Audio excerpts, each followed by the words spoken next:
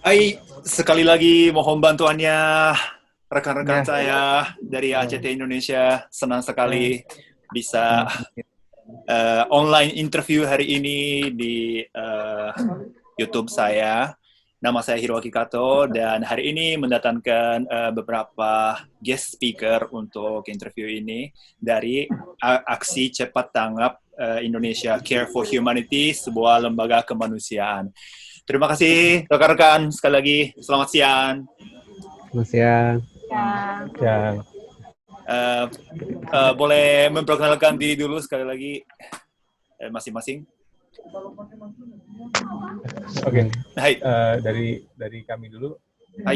saya Dr. Muhammad Ridho, profesi sebagai dokter, public health physician, fokusnya sekarang sudah bekerja di ACT selama kurang lebih 3 tahunan. Bersama saya ada seorang rekan dokter juga yang bekerja di rumah sakit swasta, namanya Dr. Faras. Nanti mungkin bisa cerita tentang pengalamannya menghadapi pasien selama krisis emergensi COVID-19 ini. Terima kasih banyak. Mbak Kiki. Saya dengan Kiki, saya senior staff marketing communication untuk Aksi Cepat Tanggap Jakarta.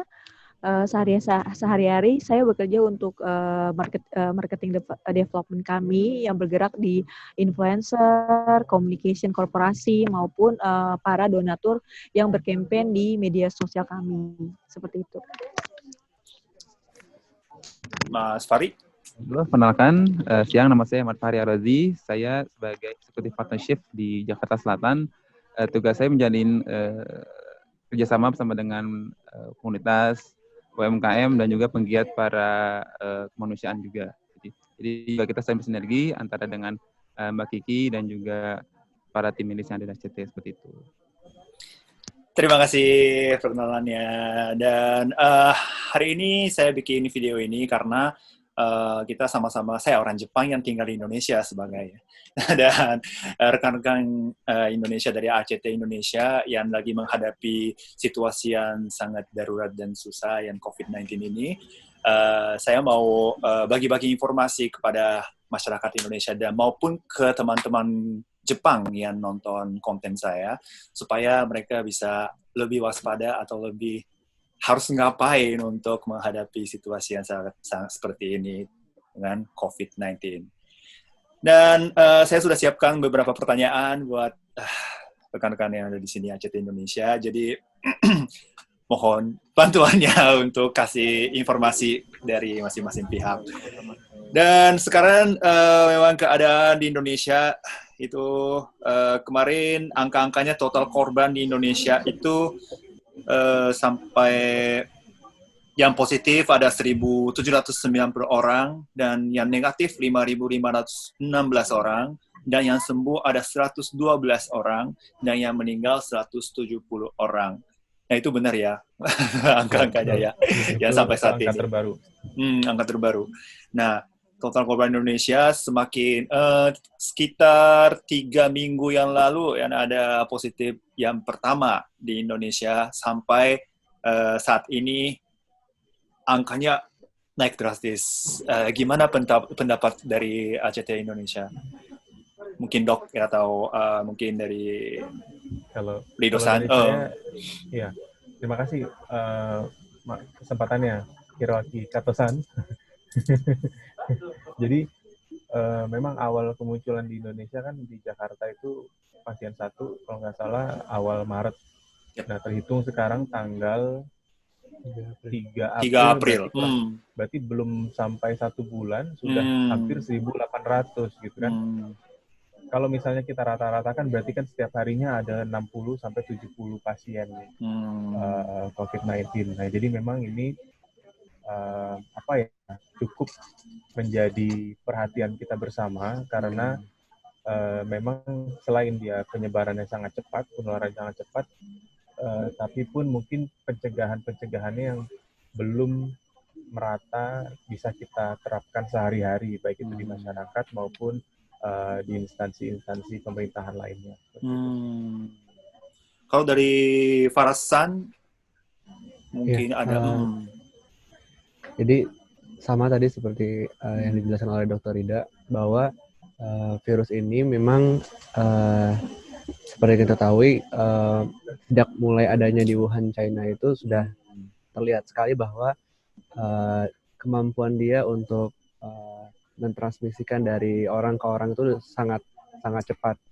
Dan karena medianya sangat mudah dengan percikan droplet ya, melalui batuk maupun bersin, jadi bukan hanya secara langsung bisa mengenai antara manusia ke manusia, tapi melalui media-media lain yang terkena cipratan itu, makanya sangat mudah sekali sebenarnya untuk penyebaran dari infeksi ini gitu. Dan yang menyebabkan peningkatan jumlah dari korban-korban COVID di Indonesia itu karena beberapa masyarakat yang masih mungkin kurangnya edukasi terkait dengan kondisi penyakit ini, masih mengabaikan atau masih kurang peduli terhadap masalah yang cukup besar yang mereka hadapi sebenarnya. Jadi akhirnya mereka kurang aware sama diri mereka sendiri dan masih tetap saja berkontak antara satu sama lain, yang akhirnya penyebarannya menjadi tidak terkendali sampai sekarang. Dan selain itu juga mungkin tambahan juga ya, selain itu juga sepertinya rumah sakit kita maupun lab untuk laboratorium untuk pengecekannya, kita saat ini sepertinya sudah overload atau over capacity. Jadi mungkin ya karena itu tadi, karena pasiennya banyak, jadi pemeriksaannya pun akhirnya harus benar-benar terpilih ya. Jadi misalnya yang ada selektif gejala, sekali. Ya benar-benar selektif sekali. Mungkin kalau misalnya kita pernah membaca berita seperti di Korea Selatan atau misalnya di mungkin di Jepang juga sama, itu kan hampir semua masyarakat itu bisa mendapatkan pemeriksaan ya. Jadi case finding-nya itu lebih luas. Sementara di kita benar-benar selektif, karena itu tadi mungkin ada bottleneck di beberapa sisi sehingga terjadi over capacity. Wow. Udah mulai over capacity ya. Karena karena sudah mulai. Wah. Jadi untuk kalau lihat dari situasi di Jakarta, Sentral Jakarta atau Jakarta Selatan, itu sudah mulai sepi ya kotanya, dan motor dan mobilnya juga mulai sepi. Tapi tetap aja ya ada orang yang remehkan virus corona Ya, itu masih ada ya. Bahkan di kota besar hitungannya masih banyak yang berkeliaran sih sebenarnya. Walaupun tampak sepi, tapi kalau dari sudut pandang saya yang masih dalam perjalanan, misalnya kayak tadi pagi ya, perjalanan ke rumah sakit, untuk kota besar seperti Jakarta yang rata-rata penduduknya harusnya well educated dan informasi itu bisa cepat sekali mereka dapatkan, hitungannya masih banyak juga yang tetap keluar gitu dan tidak stay at home gitu. Jadi kecuali untuk pada kasus-kasus atau pekerjaan-pekerjaan yang memang tidak bisa meninggalkan kantor. Tapi kalau nggak ada kebutuhan, lebih baik jangan keluar dari rumah sekarang ya. Tindakan pencegahan corona yang paling sederhana yang kita bisa lakukan itu apa ya, Dok ya? Ya, itu tadi kan karena kita tahu rute transmisinya atau rute penularannya adalah melalui droplet, dan dia bisa nempel di tangan, bisa nempel di benda, maka yang paling utama memang adalah PHBS atau perilaku hidup bersih sehat. Salah satunya melalui cuci tangan. Nah, cuman belakangan ini banyak yang kebingungan nih, apakah pakai sanitizer atau bagaimana. Jadi banyak masyarakat yang akhirnya panic buying, jadi mereka nyeplok sanitizer, padahal yang ideal adalah CTPS, cuci tangan pakai sabun. Itu salah satunya. Dan mungkin yang lain-lainnya seperti misalnya perilaku batuk, tidak merokok, makan yang teratur, tidur yang cukup, makan makanan bergizi dan lain sebagainya, itu sebagai pelengkap untuk meningkatkan imunitas kita agar bisa melawan si virus ini. Jadi virus itu yang bisa melawannya hanya adalah antibodi tubuh kita.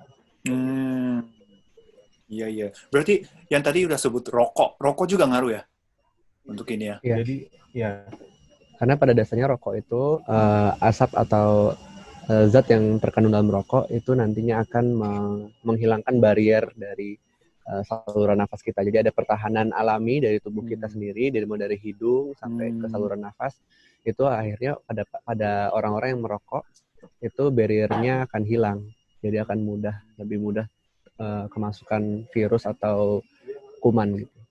Jadi lebih rentan. Makanya pada kondisi saat ini saya sendiri di rumah sakit banyak menganjurkan orang-orang yang sudah terlanjur merokok itu untuk berhenti sementara waktu karena lebih rentan untuk terkena virus. Terima kasih. Bahasa gampangnya ini misalnya saluran pernafasan kita sudah sering teriritasi oleh asap rokok sehingga dia kan terluka nih permukaannya. Jadi virus ataupun mikroorganisme gampang menempel di situ sehingga menyebabkan infeksi atau peradangan di situ, akhirnya mudahlah dia tertular virus corona ini. Terima kasih atas informasinya. Nah, kita menghadapi situasi yang seperti ini, perkembangan keadaan Indonesia sampai saat ini terkait COVID-19 kan kayak gitu ya, udah dijelasin, dan memang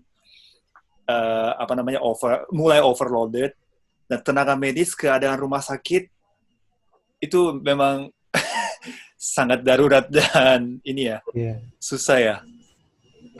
Boleh nih, Dokter Faras. Iya, sekali lagi boleh dijelaskan keadaannya. Baru hari ini Dokter Faras lagi dapat off, jadi makanya bisa datang ke kantor dan dia bisa sharing juga dengan kita. Wow, arigatou gozaimasu.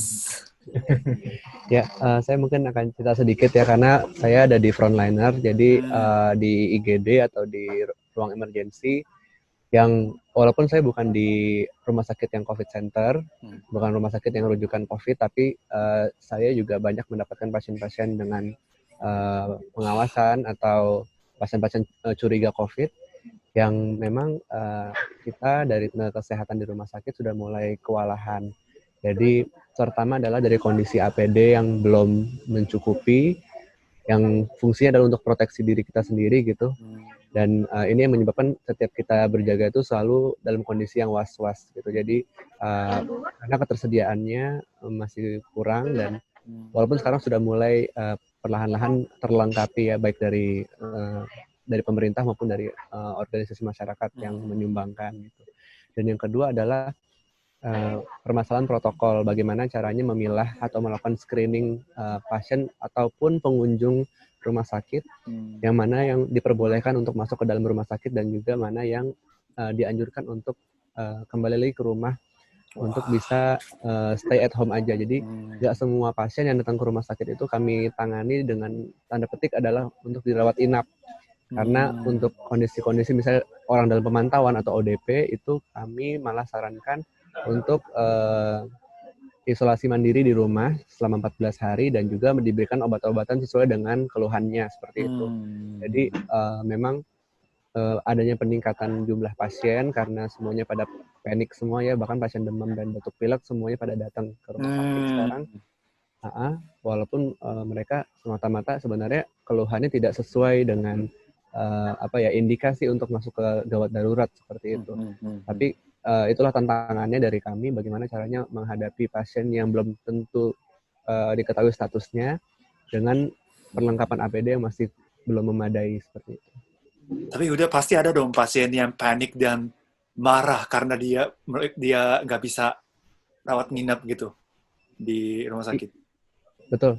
Beberapa pasien memang perlu diedukasi lebih lanjut, jadi dalam artian diberikan pengertian, karena kita menyampaikan bahwa rumah sakit saya pribadi itu rumah sakit yang tempat saya bekerja adalah rumah sakit yang belum siap untuk menerima pasien-pasien isolasi. Jadi pasien COVID kan harus diisolasi ya, sedangkan pasien PDP itu dia perlu, kenapa saya perlu rujuk ke COVID center, karena mereka perlu pemeriksaan lebih lanjut gitu, apalagi pasien dengan gangguan pernafasan yang berat. Itu biasanya kita tangani dulu gejala-gejalanya, kita stabilkan dulu pasiennya, baru kita tetap harus melakukan rujukan. Jadi sistem referral ke rumah sakit besar yang menyediakan fasilitas isolasi seperti itu. Ya, untuk menghibur tenaga kerja kayak Farasan, aku harus ngapain ya? Pasti capek kan? Dari mentalnya juga, fisiknya juga. Boleh Jaga- ciptain lagu mungkin buat Oh iya ya. gitu ya. Tapi kami terhibur sama support dari masyarakat sih, alhamdulillah. Responnya Sip, sip. positif itu udah menghibur kami sekali sebenarnya. Oke, kita tetap dukung dan jaga kesehatan juga ya, Farsan. Terima kasih. Dan pertanyaan berikutnya adalah kegiatan seperti apa aja ya selama corona yang dilakukan dari aksi cepat tanggap? Mungkin Mbak Kiki bisa ya? Iya, untuk kegiatan-kegiatan yang kita lakukan selama corona ini berlangsung, sebenarnya kita sudah siaga itu dari awal Maret sebelum memang para tenaga medis di Indonesia sudah berjibaku. Kita sudah mulai dari tanggal 1 Maret, Dr. Rido dengan timnya sudah membagikan masker ke bandara-bandara, sudah membagikan hand sanitizer, betul. Dari Januari, Tapi memang Mbak dulu Kiki, pemerintah juga belum bergandeng tangan untuk sama-sama pencegahannya. Jadi pada waktu kita membagikan masker waktu di awal Maret, banyak dari warga Indonesia tuh yang apa sih corona, apa sih COVID-19 gitu. Tapi pas kesininya adalah yang dilakukan ACT dari awal memang sudah benar adalah mengedukasi bagaimana kita mencegah ini jangan sampai datang. Ternyata tanggal 9 Maret satu korban jatuh di Depok. Inilah yang membuka mata kita sebagai aksi cepat tanggap untuk kita harus bergerak gitu.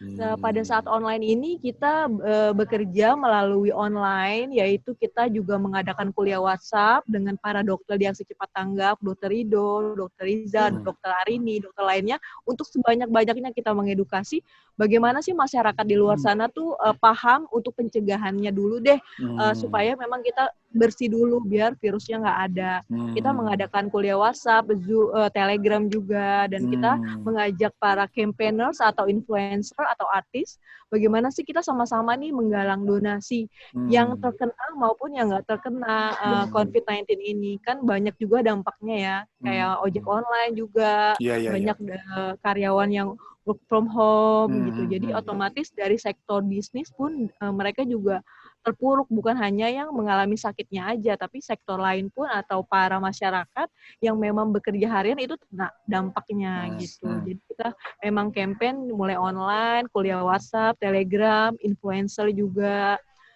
kita adakan untuk edukasi kayak seperti itu. Sudah mulai bergerak. Iya. boleh tambah nggak? Boleh. Jadi ya buat menambahkan itu, jadi pada saat awal kemunculan kasus ini di Wuhan, sebetulnya ACT sudah merespon dari Januari juga. Jadi waktu belum ada di Indonesia, kita belum ada positif, kita sudah melakukan aksi kayak bagi-bagi masker dan edukasi di bandara waktu itu. Karena kita yakin, kita percaya bandara adalah salah satu portal masuknya si virus tersebut ke negara kita. Jadi kita sudah edukasi para pengunjung di sana, juga petugas bandara di sana, bahwa ini adalah sesuatu yang harus kita waspada. Dan benar juga kata Mbak Kiki, banyak yang masyarakat karena belum ada positif di Indonesia, jadi mereka menganggap sepele. Oh, belum ada kok di Indonesia. Ini kan baru di Cina. Waktu itu banyak juga yang berangkat. Sama juga sih di Jepang, iya. Sama awalnya sama. Oh gitu. Nah, tapi akhirnya kan akhirnya Maret kita muncul positif. Nah, itu kita sebetulnya sebelum ada positif, kita juga, betul kata Mbak Kiki, kita melakukan penyuluhan ke sekolah, ke komunitas, ke masjid-masjid. Itu masih penyuluhan yang tatap muka langsung. Nah, ketika pemerintah menerapkan konsep social distancing, akhirnya kita ubah konsep penyuluhan menjadi berupa online, melalui WhatsApp, melalui Telegram, melalui Zoom meeting juga, dan melalui aplikasi-aplikasi online lainnya. Dan semakin ke sini, ternyata teman-teman sejawat kayak Dr. Faras dan teman-teman saya di rumah sakit banyak yang berteriak nih, kami kehabisan APD karena masyarakat panik buying. Ada yang, kalau misalnya Hirwaki pernah melihat, kan ada tuh video orang yang berbelanja di supermarket pakai baju hazmat. Nah, jadi hal-hal seperti itu yang sepertinya kita memang harus terus edukasi masyarakat bahwa ada barang-barang atau ada kebutuhan-kebutuhan yang seharusnya itu milik tenaga kesehatan yang tidak perlu publik miliki seperti itu. Iya, betul. Mungkin sedikit tambahkan ya. Boleh kali. Karena mungkin dampak dari panic buying yang melanda masyarakat, jadi ACT pun ikut hadir juga sebagai bukti bahwa kita itu selalu membersamai umat. Jadi kemarin kita menerapkan operasi beras gratis atau OBG.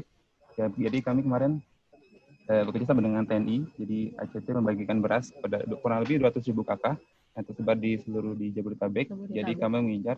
Jadi ada juga banyak orang yang itu kekurangan bahan pangan rumah. Jadi kami bekerja sama TNI. Jadi kami mendatangi masing-masing rumah. Kami memberikan masing-masing kakak itu 5 kilo beras masing-masing, insya Allah. Jadi kami bersama dengan para relawan kami dalam bentuk dari MRI selama kurang lebih 1 hari dari pagi sampai malam kami datangi mereka dengan cara kami juga menghindari agar tidak terlalu menumpuknya warga dalam satu titik. Jadi pendistribusian kami datangkan ke rumah-rumah agar mereka kebutuhan mereka pun secara pangan terpenuhi. Lalu kita juga mengadakan semacam operasi pangan gratis. Jadi kami bekerjasama dengan warteg-warteg yang memang itu secara imbas akibat dari COVID ini sangat terasa sekali. Bahkan kemarin pun ngobrol dengan pemilik warteg itu, dia kehilangan omset itu hampir setengah. Wow. Setengahnya. Dan itu hampir tidak bisa menutupi operasionalnya aja. Gitu. Jadi program-program begini yang kami juga fokuskan, tidak hanya memang pihak di medis, kami juga kita support di sektor-sektor yang memang itu cukup imbasnya fatal dan gitu juga seperti itu. Dan juga sebagai bukti bahwa ACT ikut hadir juga. Nah, di situ masalahnya lebih rumit lagi ya. Bukan hanya bantu medis saja, tapi kita harus bantu warga yang kurang mampu dengan pangan juga. Dan salah satu program yang saya membuat bersama ACT Indonesia itu kan bantu pekerja informal ya. Jadi lebih ke warga dan kasih pangan dan menyelamatkan warung-warung yang salesnya turun drastis. Jadi semoga membantu. Tapi ya selama ini kesulitan yang dialami oleh ACT Indonesia itu seperti apa ya dalam kampanye program-program tersebut? Kalau kampanye kesulitan kita sih sebenarnya sampai detik ini adalah kita belum ada karena di samping Aksi Cepat Tanggap kita punya masyarakat relawan Indonesia yang kita sebut MRI yang tersebar 30.000 di seluruh Indonesia. Jadi masyarakat relawan ini adalah yang membantu Aksi Cepat Tanggap untuk mendistribusikan bantuan yang kita programkan. Jadi seperti Mas Hiroaki Kato ini membantu untuk warteg. Nanti kita dan tim program kita akan mendatangi warteg dan yang sudah bekerja sama dengan kita untuk mendistribusikannya, entah untuk ojek online, tenaga medis atau para masyarakat yang ada di terdekat di warteg tersebut. Jadi sampai detik ini sih kita belum ada kendala berarti ya untuk pendistribusian kampanye program maupun campaign yang kita lakukan. Jadi katanya kemarin ada sebuah program yang kita beli 100 makanan dari sebuah warteg, terus kita bagi-bagi ke tukang ojek gitu ya. Betul. Seperti itu kegiatannya ya. Tambahin dikit boleh ya? Tambahin dikit boleh?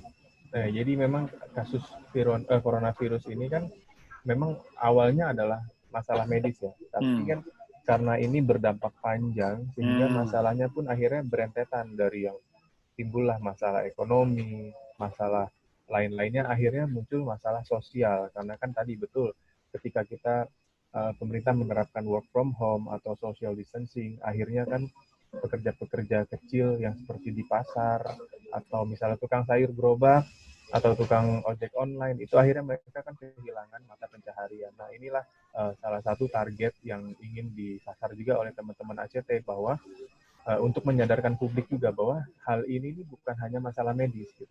Memang ini adalah sebuah penyakit yang identik dengan kesehatan, tapi ternyata kan dampaknya bukan hanya di kesehatan, berentetan ke semuanya. Nah, makanya kita juga ingin menggandeng banyak influencer dan menggandeng banyak relawan lainnya untuk menyadarkan masyarakat Indonesia bahwa hal ini kalau berlanjut dan misalnya berlanjut panjang, ini mungkin akan susah selesainya. Masih perjalanannya masih akan panjang ya. Di Jepang juga lagi bahas hal yang sama nih. Gitu. Bakal lama karena Olimpiade juga sudah batal. Iya, Olimpiade diundur ya. Iya. Banyak event juga batal memang dilakukan. Tapi kira-kira di masyarakat Indonesia, antusiasme dari masyarakat Indonesia di setiap kegiatan yang diadakan di ACT, kira-kira gimana ya? Masih kurang atau bagus selama ini? Terakhir kemarin pas kita membagikan beras gratis itu sangat-sangat welcome ya. Bahkan ada momen haru ketika kami beserta TNI memberikan beras itu, ada warga emang itu sangat bersedih sekali, sangat terharu dengan bantuan ini. Artinya bahwa pangan ini sangat terbantu dan mereka sangat terbutuhkan dengan bantuan-bantuan yang sifatnya itu konsumsi gitu. Ini juga salah satu program-program kita itu membantu masyarakat juga.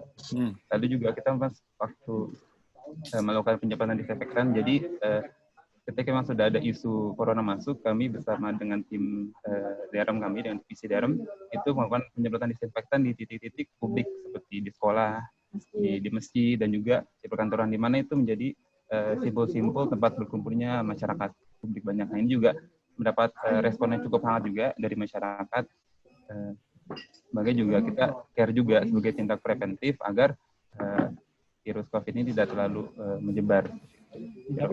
Dan banyaknya apresiasi masyarakat itu bisa dilihat dengan banyaknya atau campaigners, influencer maupun YouTubers yang membantu kami. Jadi masyarakat juga membantu dari sisi mereka berdonasi, korporasi, tapi juga mereka membantu saat program kami berlangsung di masyarakat. Nah, mereka begitu antusias juga, mereka juga membantu kami gitu. Jadi semua lini masyarakat sih antusias untuk program-program Aksi Cepat Tanggap. Gitu, gue udah tahu jawabannya dah. Nah, itulah arti kita hidup di dunia entertainment itu buat itu. Betul. Ya, mungkin ya. Oke. Ini pertanyaan terakhir nih dari saya. Apa perspektifnya mengenai situasi corona ini dari ACT? Apa yang akan terjadi atau apa yang harus kita lakukan untuk kedepannya? Mungkin Diosan, Farsan. Kalau dari saya nanti tambahin ya Dr. Faras. Kalau dari saya melihatnya seperti ini sih Kak. Ini kita berkaca dari beberapa negara yang telah berhasil mengatasi pandemi ini. Berhasil dalam artian telah berhasil menurunkan angka kesakitannya, seperti misalnya Korea Selatan, Taiwan, Vietnam. Itu kalau misalnya kita bisa belajar dari pengalaman mereka, yang saya pelajari adalah mereka itu menerapkan kebijakan-kebijakan yang tegas. Meskipun mereka tidak menerapkan misalnya karantina wilayah atau lockdown, tapi mereka tegas meningkatkan case finding. Kan kalau misalnya penemuan kasus itu lebih banyak, maka potensi dia untuk menjadi kesembuhan itu akan lebih tinggi juga dibanding kalau case finding-nya rendah, sehingga orang datang sudah dalam kondisi buruk. Masuk ke rumah sakit juga sudah dalam kondisi yang susah untuk sembuh. Nah, kalau kita berkaca dari pengalaman-pengalaman negara tersebut, saya rasa Indonesia harus menerapkan kebijakan-kebijakan yang lebih ketat, lebih tegas, dan lebih berbasis dengan sains atau berbasis evidence. Dan selama ini yang terjadi di Indonesia adalah kebijakan kita berganti-ganti, sehingga terjadi uncertainties nih, maksudnya terjadi kebingungan di level bawah, di level masyarakat. Nah, hal-hal kebingungan inilah yang akhirnya menyebabkan masyarakat kita semakin tidak tahu mesti kemana. Nah, inilah peran serta ACT dan mungkin influencer-influencer lain adalah untuk menenangkan masyarakat di bawah ini terhadap respon pandemi COVID-19 ini. Boleh ditambahkan? Ya, betul. Jadi untuk tambahannya, memang perlunya adanya edukasi ke masyarakat bahwa virus ini bukanlah penyakit yang berbahaya, tapi yang dikhawatirkan dari virus ini adalah penyebarannya, seperti itu. Nah, oleh karena itu, di samping tadi juga sama, kebijakan pemerintah itu harus tegas. Tegas dalam artian kita punya batas-batas apabila sudah dipertimbangkan terkait baik lockdown maupun case finding yang perlu ditingkatkan, itu harus jelas. Jadi kalau misalnya memang opsinya harus dipilih yang case finding yang ditemukan atau meningkatkan menggalakkan rapid test dan lain sebagainya, itu harus dimaksimalkan gitu. Tapi kalau misalnya ingin di karantina wilayah atau di lockdown, itu juga harus dilaksanakan gitu. Jadi pilihan-pilihan atau opsi yang sudah dipertimbangkan di atas atau di pusat itu harus lebih digalakkan lagi. Dan juga untuk lapisan masyarakat, kita sebagai tenaga kesehatan maupun yang non-medis yang memiliki peran seperti influencer dan lain sebagainya, itu diharapkan bisa menenangkan masyarakat, karena selama ini 80% pasien yang datang ke rumah sakit itu hanya karena kecemasan. gitu, hanya karena Oh. Jadi mereka bahkan ada beberapa sebagian kecil tanpa gejala mereka ingin pemeriksaan dan lain sebagainya. Padahal pemeriksaan tersebut untuk pada kondisi seperti ini tetap diprioritaskan untuk mereka yang PDP atau yang resiko tinggi terkena COVID. Dan itu dan juga harus digalakan terkait untuk isolasi diri di rumah dan edukasi lainnya seperti menjaga daya tahan tubuh, minum multivitamin, kemudian istirahat yang cukup, kemudian menggunakan masker bagi yang sakit, dan menjaga jarak aman. Nah, itu yang perlu kita galakan lagi kepada masyarakat. Seperti itu. Sangat menarik. Jangan langsung panik. Ya. Tenang dulu. Kita lihat situasi dulu. Oke. Ada pesan dari Fadli atau Kiki-san? Oh, Pesan dari ACT Kalau Indonesia untuk- mungkin. oh iya, pesan saya sih untuk masyarakat di luar sana adalah pertama itu nggak usah panik. Jadi kami Aksi Cepat Tanggap maupun pemerintah pasti menggunakan berbagai cara untuk membantu para masyarakat di luar sana untuk supaya kita sama-sama menanggulanginya. Jadi kadang betul kata Dokter Rido adalah banyak yang pengen ngecek itu memang sekarang memang kan banyak ya hoax di media sosial tentang ini, tentang pandemik COVID ini. Cuma memang satu hal adalah jangan panik, kedua adalah cari informasi yang jelas, ketiga saat melakukan bantuan adalah pilihlah lembaga sosial yang memang punya kredibilitas tinggi, yang memang menyalurkan bantuan kepada yang membutuhkan. Itu aja sih kalau pesan dari saya. Saya menambahkan untuk kawan-kawan mungkin lebih diperhatikan untuk mungkin lebih hidup bersih kali ya, higienis, mungkin sering cuci tangan dan juga memperhatikan lingkungan sekitar. Catch for each other, selalu memperhatikan keadaan sekitar, teman, keluarga dan kerabat. Jangan bosan-bosan untuk saling mengingatkan dan juga selalu mencari update terkini terkait dengan corona ini. Tapi jangan menjadi sebagai paranoid. Seperti itu juga kalau misalkan benar kata Mbak Kiki, mungkin ada banyak lembaga-lembaga sosial di Indonesia dan juga kami di ACT pun juga siap untuk mensupport program-program ACT untuk bersama yuk kita bareng-bareng untuk menanggulangi pandemi corona ini agar suasana menjadi lebih reda seperti itu. Amin. Mungkin untuk penutup dari Rido-san ada pesan untuk penonton? Ya betul, kalau dari saya sih paling kepada masyarakat kita sama-sama saling bergandengan tangan untuk bersama melawan corona ini karena